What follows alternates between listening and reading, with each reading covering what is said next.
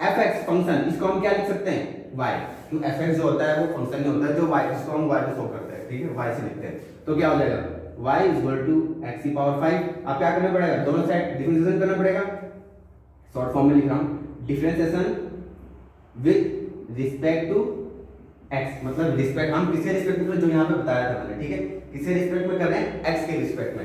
जब इसका x के रिस्पेक्ट में करेंगे, ये क्या हो जाएगा dy upon dx is equal to dy upon d upon x, और y की वैल्यू क्या है यहाँ पर 5 है, ठीक है, dy upon dx is equal to, अब देखो ये इसी की तरह बन गया सेम, क्या लिख सकता हूं x की पावर n, x की पावर n बोलो तो यहाँ पे x की पावर क्या 5, तो इसका डिफरेंशिएशन क्या हो जाएगा भाई, एक्सपोनेंट आगे आ जाएगा, मतलब 5 इनटू x की power 5 minus 1 is equal to 5x की पावर 5 माइनस 1 क्या होता है 5 में से 1 गया बचा 4, ये हो गया मेरे पास इसका आंसर, ये हो गया आंसर, ठीक है।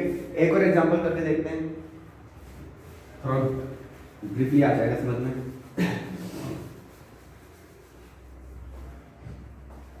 सेकंड एग्जांपल, हम एग्जांपल ले लेते हैं y इज इक्वल टू, हाँ रूट x ले लेते हैं, ये इंपॉर्टेंट होता है बहुत ज्यादा, root x, find dy upon dx, ये मुझे फाइंड करना है, ठीक है, सिंपली फाइंड करना है। तो क्या करूंगा मैं, differentiation with respect to x, ये लाइन लिखनी पड़ेगी, ये 1 मार्क्स का, मतलब मान लो क्वेश्चन 2 मार्क्स का होता है, तो ये लिखकर इसको लिखना पड़ता है और इसको ऐसे सॉल्व भी करना पड़ता है। तो लगभग ये इस स्टेप के कितने मार्क्स मिल जाते हैं, अगर 2 मार्क्स का है तो ये 1 मार्क्स कंफर्म हो जाता है, मतलब सिंपली बोलो तो 1 मार्क्स कंफर्म हो जाता है, क्योंकि लेकिन स्टेप के भी नंबर मिले जाते हैं बोर्ड में। तो dy upon dx is equal to d upon dx, और डिफरेंशिएशन किसका करना है, रूट x का। अब हम लोगों को पता है विनोद कि इंडेक्स में रूल पढ़ा होगा हमने 9 10 जो 8th में पढ़ा होगा हमने, 9th में लिखा।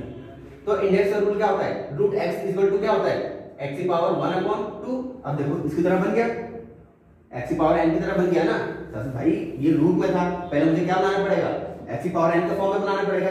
x की पावर n के फॉर्म में मैं ऐसे लिख सकता हूं इसको, root x is equal to x की पावर हाफ। तो देखो ये बन गया dy upon dx is equal to d upon dx, इसको क्या लिख सकता हूं मैं, x की पावर 1 अपॉन 2।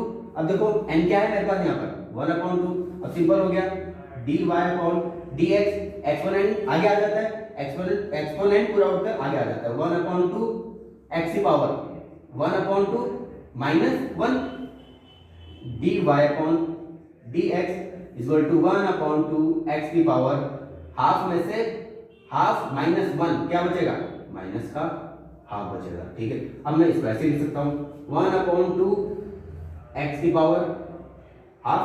अरे भाई ऊपर, जब ऊपर माइनस में है तो नीचे आएगा ये डोमिनेटर में आएगा, डोमिनेटर में आगे क्या हो जाएगा, पॉजिटिव का हो जाएगा। अब मैं इसको ऐसे लिख सकता हूं 1 अपॉन 2, जब मैं रूट हटाकर ऐसे लिख सकता हूं तो इसको ऐसे तो लिख सकता हूं, तो x की पावर हाफ क्या लिख सकता हूं मैं, रूट x, ये आ गया मेरे पास आंसर, ठीक है। तो एक ये फॉर्मूला होता है याद करने वाला, डायरेक्ट यूज करते हैं, क्यों आगे आगे क्वेश्चन बहुत टफ बन जाते हैं, तो इसको डायरेक्ट यूज करते हैं कि रूट x का डिफरेंशिएशन होता है 1 अपॉन 2 रूट x, ठीक है। 2 हमने पढ़ लिए, एक तो ये पढ़ लिया हमने, और इससे हमने प्रूफ कर दिया ये। अभी 1 2 और प्रूफ करके देखते हैं। नेक्स्ट एग्जांपल है हमारे पास,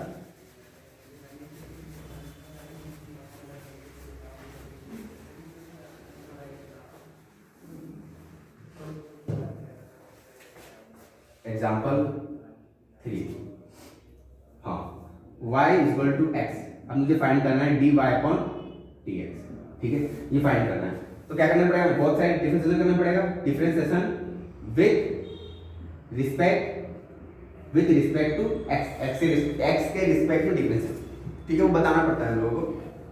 तो क्या होगा यहाँ पर dy upon dx is equal to d upon dx, x का डिफरेंशिएशन, ठीक है, ऐसे लिखूंगा, ठीक है। अब देखो इसको जब हम सॉल्व करते हैं तो इसका आंसर क्या आता है 1 आता है, ठीक है। अब बोलो कैसे आता है, उसको देख लेते हैं, थोड़ा प्रूफ करके देख लेते हैं।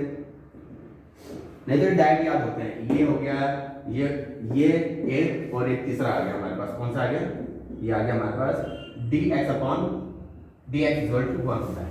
ठीक है, इसको प्रूफ करके देखते हैं।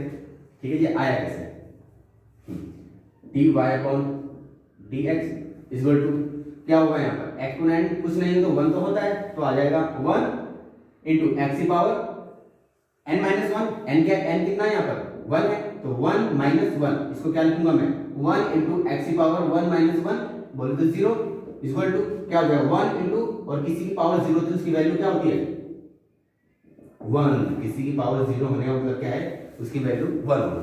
तो इसका आंसर आ गया हमारे पास dy upon dx equal to 1, ये हो गया राइट हैंड साइड ट्रू हो। ठीक है, वही था वहां पर। ठीक है, ये हो गया मेरे पास 3।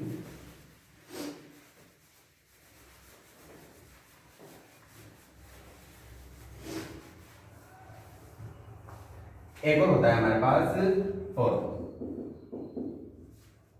ये ले लेते हैं हाँ log x। log x का डिफरेंशिएशन होता है 1 अपॉन x।